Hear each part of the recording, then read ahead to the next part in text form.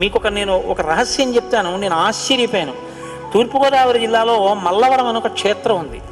అక్కడ సుబ్రహ్మణ్యుడు, ప్రత్యక్ష సుబ్రహ్మణ్యుడు, ఇంతలా పాము కోనేటిలో స్నానం చేసి శివలింగాన్ని చుట్టుకుని ఉంటుంది. అది పిల్లలు పుట్టని వాళ్ళు వెళ్ళి నమస్కారం చేస్తే పిల్లలు పుట్టారు. డాక్టర్లు పిల్లలు పుట్టరని సర్టిఫై చేసిన వాళ్ళకి పుట్టారు. ముఖ్యమంత్రులు కూడా వెళ్ళారు పీఠాధిపతులు అక్కడికి. ఆ పాము కారణాంతరాల చేత శివలింగానికే తల కొట్టుకుని శరీరం వదిలితే ఇప్పుడు అలాగే ప్రతిష్ఠ చేశారు. అక్కడ నేను ఆశ్చర్యపోయింది ఏంటంటే, నాకు ఆ దేవస్థానం ధర్మకర్త ఒక ఆయన వచ్చి ఒకసారి ఒక మాట చెప్పారు.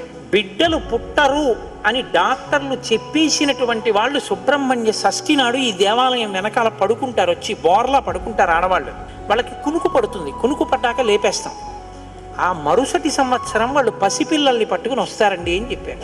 నాకు అపనమ్మకం కాదు, చూడాలనిపించింది. కాకినాడ నుంచి చాలా మందిని కలిసి సుబ్రహ్మణ్య భుజంగ స్తోత్రం చేశారు శంకర భగవత్పాదులు.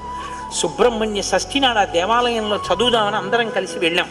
ఆ రోజు వాళ్ళు నా ప్రసంగం కూడా అక్కడ ఏర్పాటు చేశారు. మీరు నమ్మరు, నేను తెల్లబోయానండి.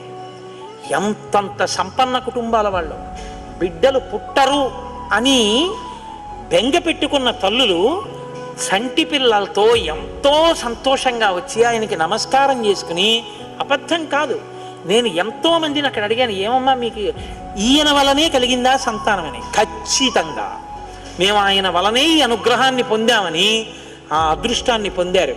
మహానుభావుడు సుబ్రహ్మణ్యుడంటే. ఆయనకి నమస్కారం చేస్తే ఎంత స్థితినైనా ఇస్తాడు.